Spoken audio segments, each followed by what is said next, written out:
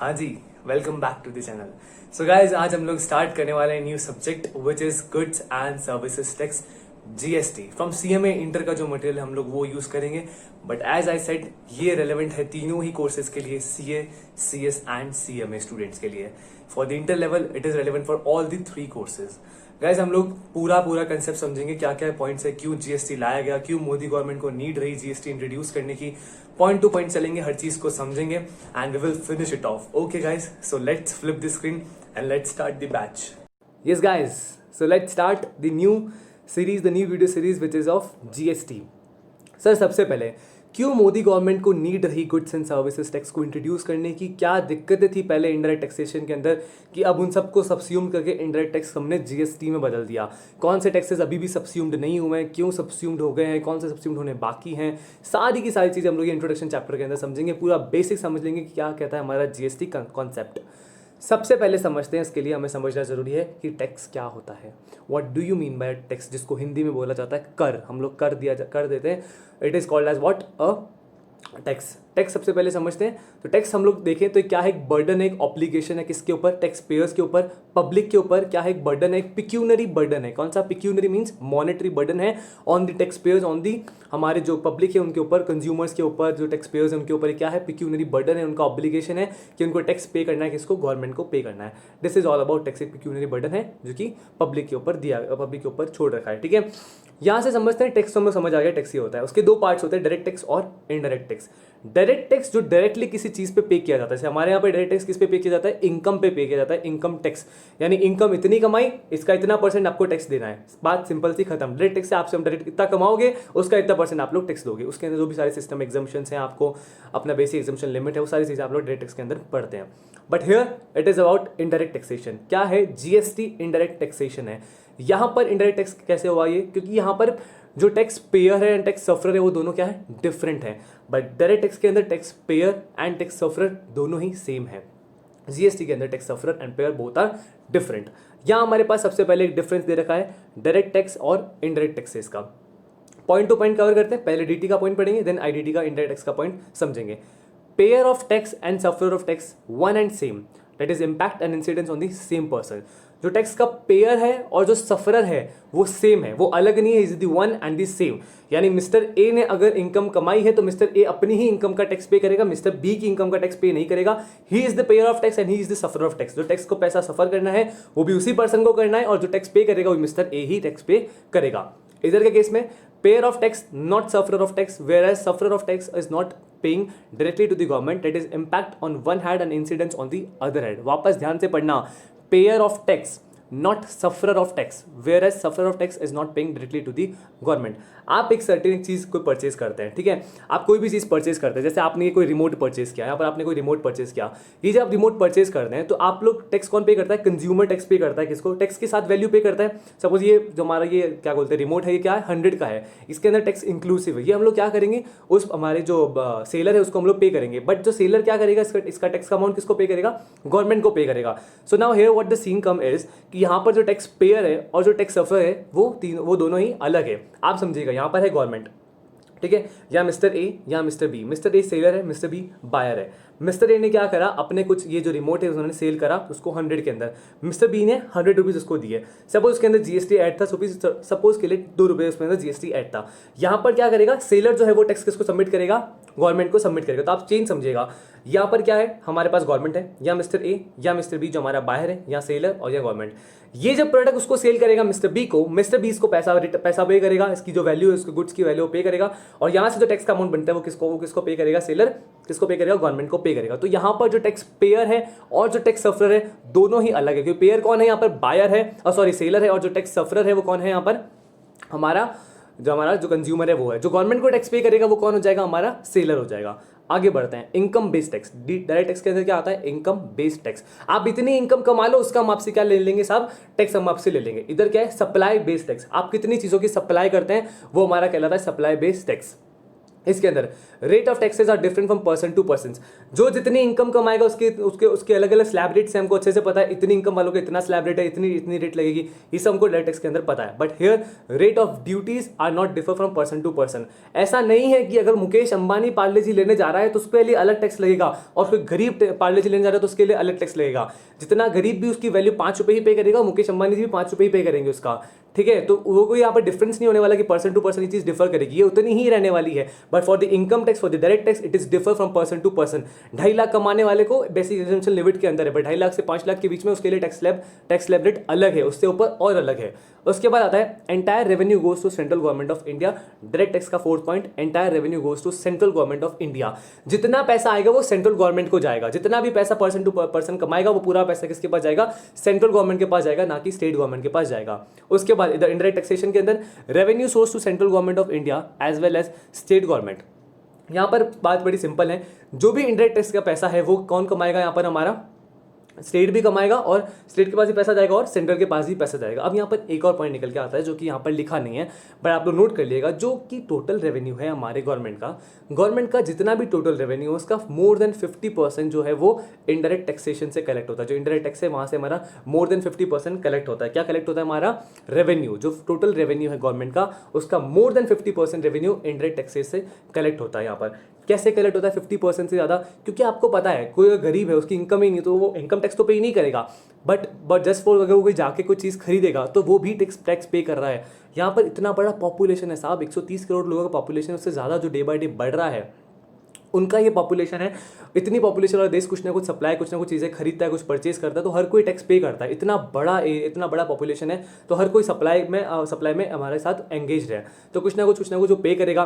पार्ले जी लेगा, चाहे कुछ भी, कोई भी बिस्किट लेगा, कोई भी प्रोडक्ट लेगा, कोई भी सप्लाई अगर होगी तो उसका वो टैक्स पे करेगा। जस्ट फॉर एन एग्जाम्पल, यहाँ पर गरीब भी टैक्स पे करता है और अमीर भी टैक्स पे करता है। कौन?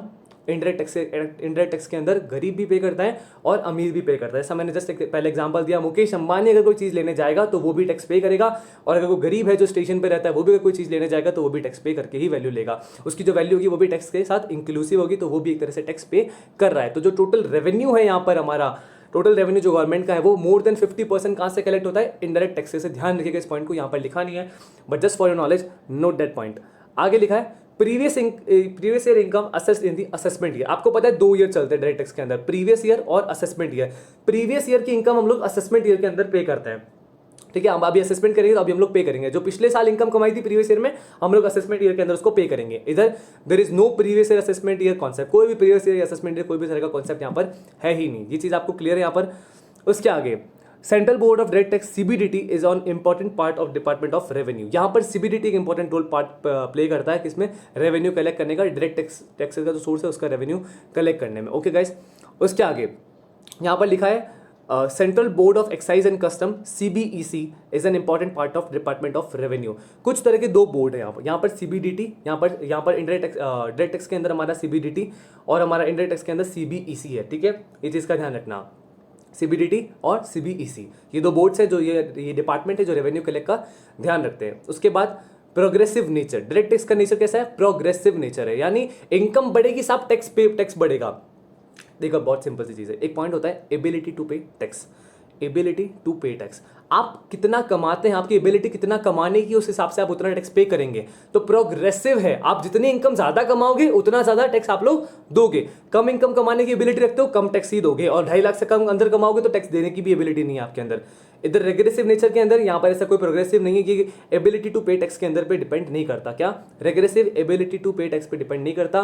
चाहे आपका 2 रुपये इनकम हो, चाहे 2 करोड़ हो, चाहे 2000 करोड़ हो, कितनी भी इनकम हो, आपके लिए टैक्स उतना ही रहेगा। बट प्रोग्रेसिव नेचर के अंदर क्या आता है? जितनी इनकम बढ़ती जाएगी उतना आपका टैक्स बढ़ता जाएगा। क्लियर है गाइस? यहाँ से समझ आ गया। अभी अगर हम लोग थोड़ा नीचे चलते हैं, पहले जीएसटी समझते हैं, उसके बाद हम लोग की जो कॉन्स्टिट्यूशन है यहाँ पर बाद में आएंगे। सबसे पहले समझते हैं क्या है जीएसटी, क्या उसके एडवांटेजेस है, थोड़ा कंसेप्ट समझते हैं। सर सबसे पहली चीज, मोदी गवर्नमेंट को क्यों नीड रही जीएसटी को इंट्रोड्यूस करने की? Why it was needed for Modi government to introduce the GST? क्या दिक्कतें थी पहले इंडायरेक्ट टैक्स स्ट्रक्चर के अंदर? क्यों पुराने टैक्सेस जो है वो सब्स्यूम्ड हो गए जीएसटी के अंदर, और कौन से टैक्सेस अभी भी सब्स्यूम्ड नहीं हुए हैं? ये सारी चीजें हम लोग पॉइंट टू पॉइंट समझेंगे। रीड करते हैं context. Goods and services tax means a tax on supply of goods और सर्विसेज और both, except taxes on supply of alcoholic liquor for human consumption article 366(12)(a) of constitution of India. GST ऐसा tax है जो goods या service या दोनों पे लगता है। वो हमारा टैक्स कौन सा कहलाता है? जीएसटी टैक्स कौन सा होता है? जो supply of goods and services पे हमको पे करना पड़ता है, जो उस पे लगता है, गुड्स पे लगता है या सर्विसेज पे लगता है। ये गुड्स हमने परचेज किया तो इस पे कोई जीएसटी लग रहा है तो यहां पर वो क्या हो जाएगा? हमारा जीएसटी हो जाएगा। Except taxes on supply of alcoholic liquor for human consumption. जो ह्यूमन कंजम्पशन के लिए जो एल्कोहलिक लिकर है, जो अल्कोहल है, जो दारू है, वो ह्यूमन कंजम्पशन के लिए क्या कर रखा है? उसको एग्जम्प्ट कर रखा है, उस पर जीएसटी नहीं लगता। हम लोग आगे पढ़ेंगे कहाँ जीएसटी लगता है, कहाँ नहीं लगता। बस जस्ट उन्होंने डेफिनेशन के अंदर चीज बताई है कि आर्टिकल 366(12)(a) जो इंडिया का कॉन्स्टिट्यूशन है वो ये बताता है कि साहब जो अल्कोहलिक लिकर है वो भी किसके लिए?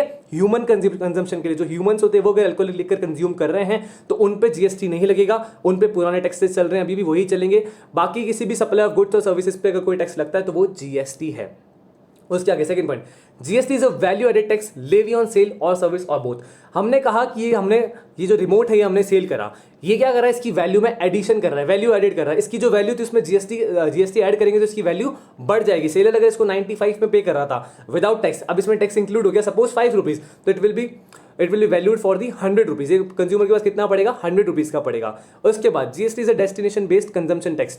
यहां पर क्या है? जीएसटी किसके पास जाएगा? जो डेस्टिनेशन स्टेट है। आज हम लोग राजस्थान से अगर हम लोग महाराष्ट्र में सेल कर रहे हैं तो जो डेस्टिनेशन स्टेट है, महाराष्ट्र स्टेट है, वहां पर ये जीएसटी कलेक्ट होगा। GST is a destination based consumption tax. उसके बाद GST offers comprehensive and continuous chain of tax credit. जो टैक्स क्रेडिट होती है, जो उनको टैक्स की क्रेडिट मिलती है सेलर्स को, वो हम लोग कंसेप्ट आगे समझेंगे। हमारे पास पूरा स्टडी नोट है, एक नया स्टडी नोट है इनपुट टैक्स क्रेडिट के ऊपर, वो हम वहाँ पर समझेंगे। बट जस्ट फॉर यहाँ पर समझ लेते हैं, GST offers comprehensive and continuous chain of tax credit. यहाँ पर सीमलेस फ्लो रहेगा, यहाँ पर रुकेगा नहीं, मतलब सीमलेस रहेगा, यानी कोई भी तरह की रुकावट नहीं आएगी। आपकी जो क्रेडिट आपको वो मिलती रहेगी। ये क्या कॉन्सेप्ट है हम लोग आगे जब इसका स्टडी नोट पढ़ेंगे तब समझेंगे। उसके बाद GST way burden borne by final consumer. GST ऐसा टैक्स है कि यहाँ पर टैक्स का किसको बोन करना है? इसका इंपैक्ट किस पे आएगा? फाइनल कंज्यूमर पे आएगा। GST eliminate cascading effect of tax. Cascading effect of tax means double taxation. आपको बार बार टैक्स पे नहीं करना पड़ेगा। यहाँ पर डबल टैक्सेशन रुकेगा और उसका आपको क्या मिलता है? क्रेडिट मिल जाती है, इसलिए डबल टैक्सेशन आपका रुक जाता है। उसके बाद GST brings uniform tax structure all over India. एक यूनिफॉर्म, एक पूरा यूनिवर्सल बन गया इंडिया के अंदर। ये पूरा यूनिवर्स स्ट्रक्चर बन गया, यूनिफॉर्म स्ट्रक्चर है, सेम पैटर्न चलता है, सेम चीज चलती है पूरे इंडिया में। यहाँ पर कोई ऐसा कंसेप्ट नहीं है कि जम्मू कश्मीर में नहीं लगेगा, ये ऑल ओवर इंडिया में लगता है। ठीक है, आगे बढ़ते हैं। Advantages of GST. अब जीएसटी के कुछ फायदे, कुछ मेरिट समझ लेते हैं। क्या ऐसा मोदी गवर्नमेंट को लगा कि साहब जीएसटी इंट्रोड्यूस करने से कुछ फायदे कंट्री को होने वाले हैं? क्या हमारे प्यारे नरेंद्र जी मोदी जी ने ये क्यों जीएसटी इंट्रोड्यूस किया? उनको क्या नीड रही, उनको क्या एडवांटेजेस अपनी विजन से दिख रहे थे, वो यहाँ पर हम लोग समझते हैं। एक और चीज़ बता देता हूँ, मोदी जी से पहले ये चीज़ बहुत पहले से, जो हमारे अभी हम लोग कॉन्स्टिट्यूशन पढ़ेंगे तब पता चल जाएगा कि जीएसटी की बात पहले से ही स्टार्ट हो गई थी, बट इंट्रोड्यूस हमारे मोदी जी करा पाए हैं। तो अब यहाँ से समझते हैं एडवांटेजेस ऑफ जीएसटी। उनको क्या ऐसा दिख रहा था कि इसके एडवांटेजेस होने वाले हैं? One nation one tax. पहले बहुत सारे टैक्स थे, VAT, CENVAT, central excise duty, बहुत सारे इंडिया टैक्सेस थे। तो उन सबको हटा के वन नेशन वन टैक्स की थ्योरी मोदी जी ने लेके आए कि वन नेशन वन टैक्स, देश एक टैक्स लगना चाहिए। उसके बाद removal of bundled indirect taxes such as VAT, CST, service tax, CAD, SAD and excise. इन सब टैक्सेस का जो बर्डन है उन सबको हटाओ, उनको रिमूव करो और अपना simple one nation one tax हमारा विजन होना चाहिए। उसके बाद removal of cascading effect of taxes, that is removes tax on tax. अभी हमने ऊपर ही पढ़ लिया था कि क्या हो रहा है, कास्केडिंग इफेक्ट को रिमूव करता है कौन? जीएसटी हमारा कास्केडिंग इफेक्ट को रिमूव करता है। कैसे? कोई भी बर्डन नहीं रहेगा, टैक्स ऑन टैक्स का बर्डन नहीं रहेगा। डबल टैक्सेशन का जो कंसेप्ट पहले होता था इंडायरेक्ट टैक्सेस के स्ट्रक्चर के अंदर 2017 1 जुलाई से पहले, वो अब हट चुका है। यहाँ पर कोई भी तरह का डबल टैक्सेशन नहीं है। आपको वैल्यू पे एक बार टैक्स पे करना है, बहुत सारे टैक्सेस बार बार नहीं लगते। फिर आता है increase ease of doing business. GST अगर एक ही टैक्स हमको पे करना रहेगा तो बिजनेस करने का जो तरीका है वो क्या रहेगा? थोड़ा इंक्रीज हो जाएगा, इजीनेस आ जाएगी उसके अंदर। कुछ भी ज्यादा कॉम्प्रिहेंसिव या कुछ बड़ा स्ट्रक्चर नहीं रहेगा, थोड़ा कंफ्यूजिंग नहीं रहेगा। आपको क्या करना है? एक ही टैक्स पे करना है, आपकी वैल्यू के साथ में टैक्स को जोड़ना है, बस आईजीएसटी, सीजीएसटी, एसजीएसटी जो कंसेप्ट लोग आगे पढ़ेंगे उसको समझना है, उतना आपको काम करना है। मतलब जीएसटी ही कंसेप्ट आपका जुड़ने वाला है। उसके बाद lower cost of production, increase demand will lead to increase supply.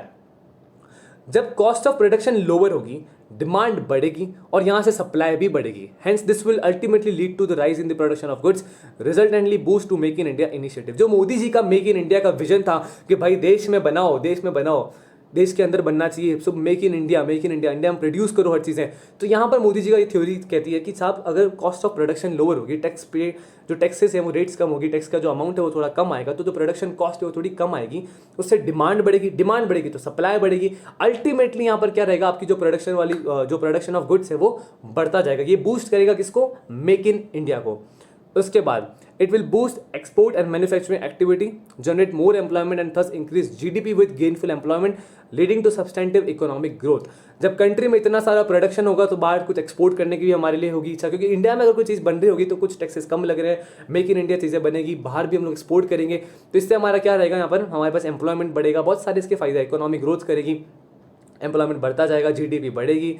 ये इसके कुछ फायदे मोदी जी को दिख रहे थे हमारे जीएसटी के, और ये सही फायदे हैं जो अभी सच में बहुत अच्छा स्ट्रक्चर है। जीएसटी बहुत ही शानदार स्ट्रक्चर है, जो पहले के टैक्सेस थे उससे काफ़ी अच्छा और काफ़ी समझने लायक है। अभी ये सॉफ्टवेयर भी इतना अच्छा चल रहा है, जो उसका पोर्टल हम लोग आगे पढ़ेंगे, वो पोर्टल भी इतना अच्छा चल रहा है कि उस पर कोई दिक्कत नहीं, रोज़ उस पर कुछ ना कुछ आया जा रहा है, और जो सबसे ज़्यादा अमेंडमेंट्स है वो भी हमारे जीएसटी के ही आते हैं।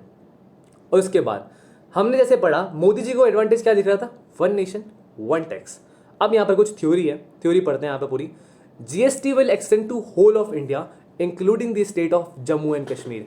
ऐसा कोई कंसेप्ट यहाँ पर लेके नहीं आओगे कि साहब जम्मू कश्मीर में ये टैक्स नहीं लगेगा। यस, ये टैक्स लग चुका था। आगे बढ़ते हैं, जम्मू कश्मीर में कब लगा था।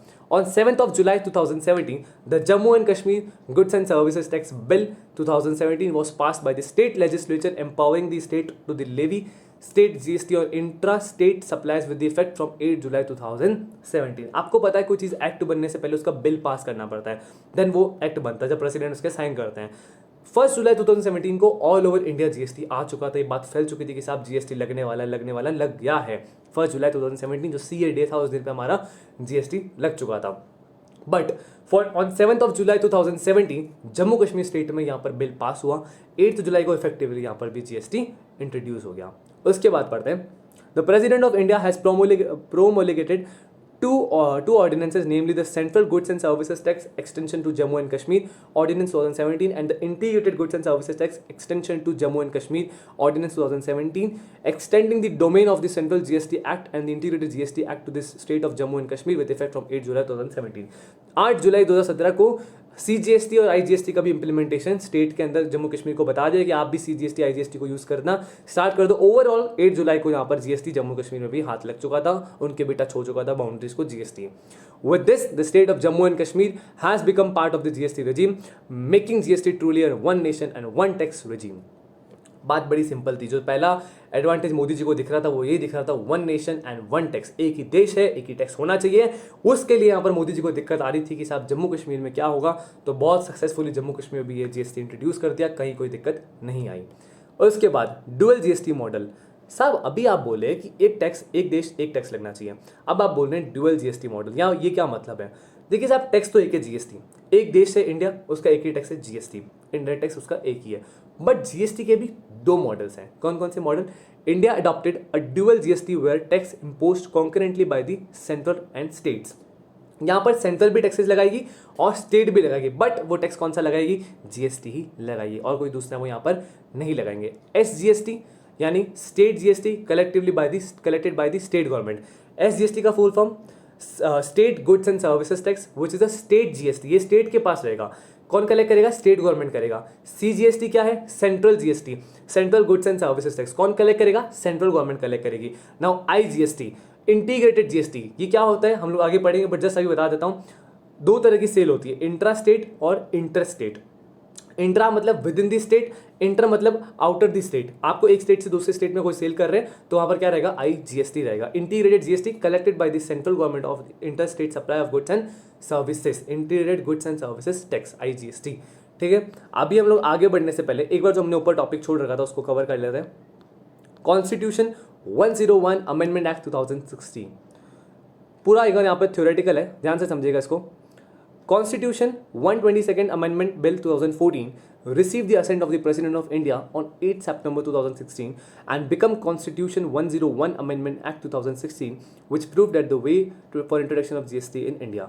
2016 के अंदर जीएसटी में 2014 में मोदी गवर्नमेंट जब आई थी तो उन्होंने बिल पास करवा दिया था जीएसटी के लिए, बिल उन्होंने लगा दिया था प्रेसिडेंट के असेंट के साथ। 8 सितंबर 2016 को वो यहाँ पर क्या बन गया, एक एक्ट बन गया अमेंडमेंट एक्ट 2016। यहाँ पर क्या करेंगे, कॉन्स्टिट्यूशन को अमेंड करने के लिए उन्होंने बिल पास किया था। वो कॉन्स्टिट्यूशन अमेंड करने के लिए जो बिल था वो साइन कर दिया प्रेसिडेंट ने, उनके असेंट मिल गई। अब वो बाद में क्या बन गया, एक्ट बन गया कॉन्स्टिट्यूशन अमेंडमेंट एक्ट। जो कॉन्स्टिट्यूशन है उसको अमेंड करेंगे, उसका एक्ट बन गया, which pave the way for introduction of GST in India. Constitution 101 Amendment Act 2016 was enacted on 8 September 2016 with following significant amendments. कुछ यहाँ पर amendments किए गए, ध्यान दीजिएगा। Concurrent powers on Parliament and state legislature to make laws governing goods and services. It means there will be dual control of state and central authorities for all assessees. जो tax पे करने वाले हैं उन पे अथॉरिटी स्टेट की भी रहेगी और यहाँ पर सेंट्रल की भी अथॉरिटी रहेगी। ये कॉन्स्टिट्यूशन अमेंडमेंट एक्ट 2016 के अंदर पहला प्रोविजन दे दिया गया। उसके बाद as per article 246A the power to levy GST has been given to the parliament as well as to the legislature of every state। जो सेंट्रल का पार्लियामेंट है उसको और हर स्टेट के लेजिस्लेचर को ये पावर दे दी गई कि साहब आप क्या कर सकते हो, जीएसटी कलेक्ट कर सकते हो, इनडायरेक्ट टैक्स कलेक्ट कर सकते हो। CGST which was enacted by the central government, IGST which was enacted by the central government, SGST and UTGST by state and UT। Union territories होती है इंडिया के अंदर, आपको पता है स्टेट्स और यूनियन टेरिटरीज होती है। थर्ड प्रोविजन आके दिया कि IGST will be apportioned between central and the states in the manner provided by parliament by law as per the recommendation of the GST Council। Now what is GST Council we will discuss in the end of this chapter। सबसे पहले समझते हैं जो IGST होगा, एक state से दूसरे state में जब पैसा जाएगा, देखो बात बड़ी सिंपल थी। यहाँ पर ये बोला गया कि साहब IGST का पैसा कौन रखेगा, स्टेट लड़ रहे थे IGST का पैसा कौन रखेगा, सेंट्रल गया था मैं रखूंगा, स्टेट गया था मैं रखूंगा। कॉन्स्टिट्यूशन अमेंडमेंट एक्ट के अंदर ये बोला गया कि साहब आधा आधा कर लो, इसको हम लोग क्या कर लेंगे, अपोर्शन कर लेंगे, जो भी जीएसटी काउंसिल जिस रेशियो में बताएगा उसमें उसको अपोर्शन कर लेंगे IGST को। उसके बाद GST will be levied on all supply of goods and services except alcoholic liquor for human consumption. बात बड़ी सिंपल कर दी जीएसटी कॉन्स्टिट्यूशन अमेंड एक्ट के अंदर कि जो जीएसटी है वो हर किसी पे लगेगा, सिर्फ ह्यूमन कंजम्पशन के अल्कोहल के लिए नहीं लगेगा। फिर आता है the explanation to Article 269A of Constitution of India provides that the import of goods or services will be deemed as supply of goods and services or both in the course of interstate trade or commerce. In case of import of goods, IGST will be levied along with the basic custom duties. It means IGST is levied in replacement of CVD plus special CVD. In case of import of service, only IGST will be levied. अब आप import भी करोगे तो अभी आपको क्या पे करना पड़ेगा, IGST पे करना पड़ेगा। ठीक है, ये यहाँ पर पॉइंट है कि IGST को इंपोर्ट में भी डाल दिया गया। पहले CVD प्लस स्पेशल CVD लगता था, उसको हटा के GST रखा दिया, उसकी जगह रिप्लेस कर दिया। Principles for determining the place of supply and when a supply takes place in the course of interstate trade और commerce shall be decided by the parliament. ये पार्लियामेंट डिसाइड करेगा, ये सेंट्रल डिसाइड करेगा कि place of supply क्या माना जाएगा। बहुत सारे दिक्कत होते हैं as a practicing chartered accountant जो है उनको दिक्कत बहुत होती है कि साहब प्लेस ऑफ सप्लाई किसको माने, इतने सारे पॉइंट्स आते हैं, उन सबको कवर करना पड़ता है कि प्लेस ऑफ सप्लाई क्या मानेंगे। तो ये कौन डिसाइड करेगा, पार्लियामेंट डिसाइड करेगा। यहां से समझना जी प्रोविजन बहुत इंपॉर्टेंट।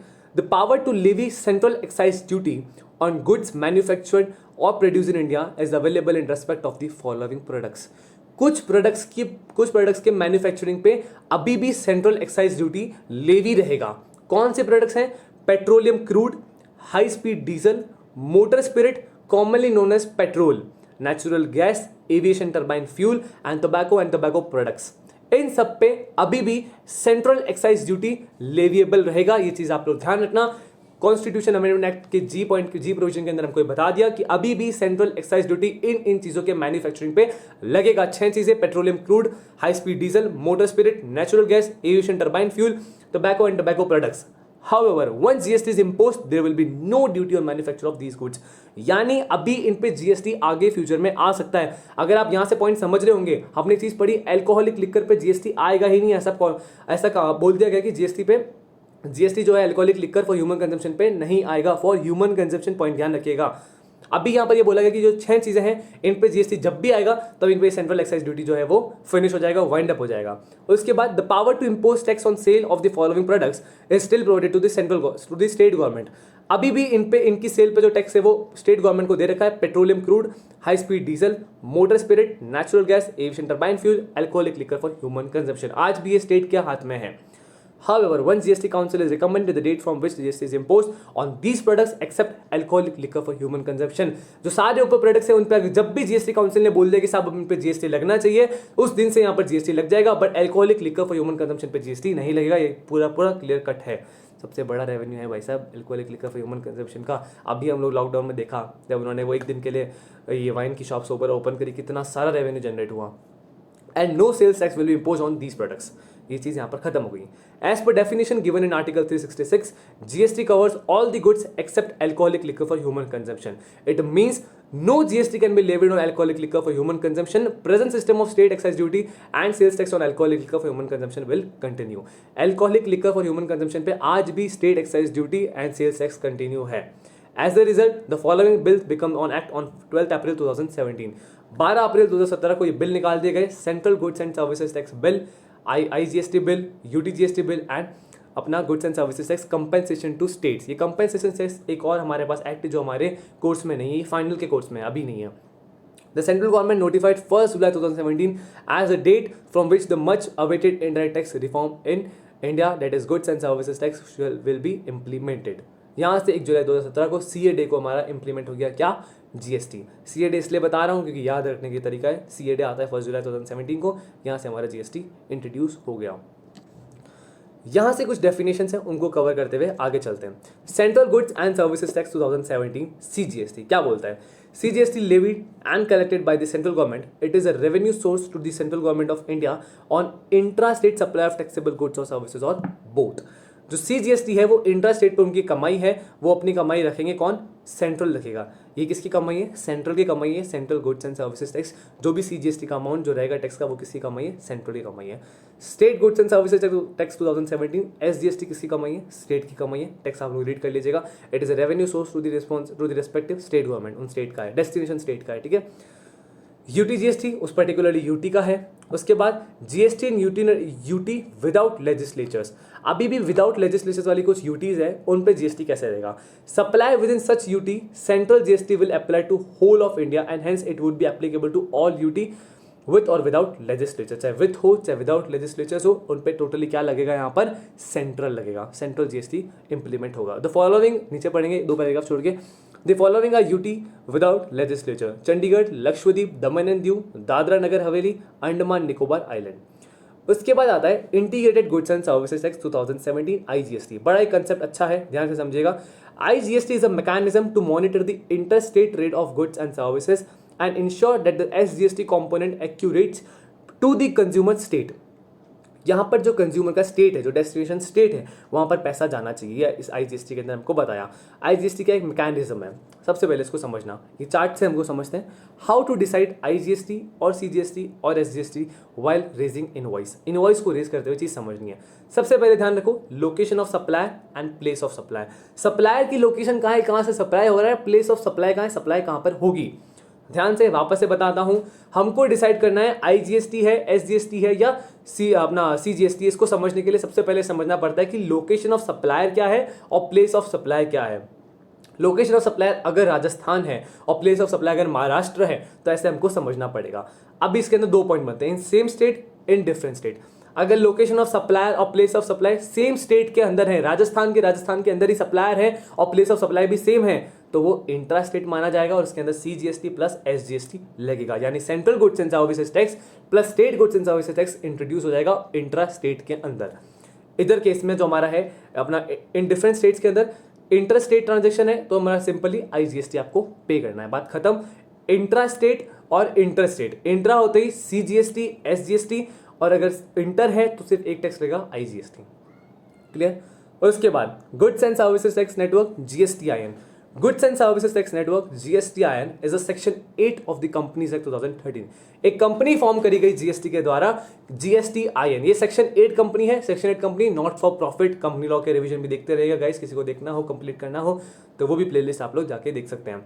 GSTIN एक सेक्शन नंबर 8 ने कंपनी निकाली गई, ये बोली जाती है not for profit company, non-government private limited company, technology backbone for GST in India. GST being a destination based tax, the interstate trade of goods and services, IGST would need a robust settlement mechanism amongst the states and the center. This is possible only when there is a strong IT infrastructure and service backbone which enables capture, processing, and exchange of information amongst the stakeholders, including taxpayers, state and central government, accounting offices, banks, and RBI. As a result, goods and services network has been set up. ये network setup किया गया सारी चीज़ों को समझने के लिए, क्या टैक्स है, क्या प्लेस ऑफ सप्लाई, कि स्ट्रॉन्ग पीछे बैकबोन चाहिए था. आईजीएसटी में कंफ्यूजन होता था कि कौन आईजीएसटी रखेगा. उन सब चीज़ों के लिए कंपनी इंट्रोड्यूस करी गई GSTIN, which is section 8 company. GST network will soon become 100% government owned company. अभी गवर्नमेंट कंपनी नहीं है, बाद में 100% बन जाएगी. Cabinet consider converting GSTIN to government entity on September 26, 2018. ज़्यादा इतना काम का नहीं है.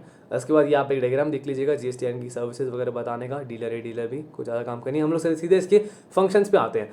Functions of GSTIN, that is the role assign to GSTIN. क्या रोल है GSTIN का समझते हैं. Creation of common and shared IT infrastructure for functions facing tax payers has been assigned to GSTIN and these are.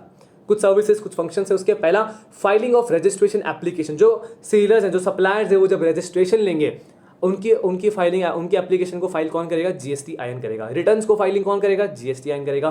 Creation of challan for tax payment, जो tax payment का चालान है वो कौन निकालेगा? GSTIN. Settlement of IGST payment like a clearing house. IGST का settlement करना है तो वो कौन करेगा? GSTIN करेगा.